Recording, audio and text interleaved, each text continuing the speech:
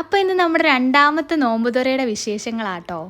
ആരോ കമൻറ്റിൽ ചോദിക്കുന്നുണ്ടായിരുന്നു, ഞാനാണോ എല്ലാം കുക്ക് ചെയ്യുന്നതെന്നൊക്കെ. ഞാനല്ല കേട്ടോ, കാപ്പിയൊക്കെ ഉണ്ടാക്കുന്ന ഉമ്മ ആയിരിക്കും. ഞാൻ പിന്നെ ഈ സ്നാക്സിൻ്റെ പരിപാടി, പിന്നെ അങ്ങനത്തെ അൽക്കുലത്ത് പരിപാടിയൊക്കെ എനിക്ക് ഭയങ്കര ഇഷ്ടമാണ്. അപ്പോൾ ഞാൻ അങ്ങനെയുള്ള കാര്യങ്ങളിലൊക്കെ ആട്ടോ. ഇന്ന് ഫലൂദ ഉണ്ടാക്കുന്നുണ്ട്. അപ്പോൾ മിക്സൊക്കെ പൊട്ടിച്ച് ഞാൻ തിളപ്പിക്കാൻ വെച്ചിട്ടുണ്ട്. ആ സമയത്ത് ഉമ്മ അരിച്ചുവിറ്റ് കഞ്ഞി ഉണ്ടാക്കുന്നുണ്ടായിരുന്നു. അത് നമ്മുടെ പള്ളിയിലൊക്കെ കിട്ടില്ലേ, ആ സെയിം കഞ്ഞി തന്നെ ഉമ്മ ഇന്ന് വീട്ടിലുണ്ടാക്കുന്നു.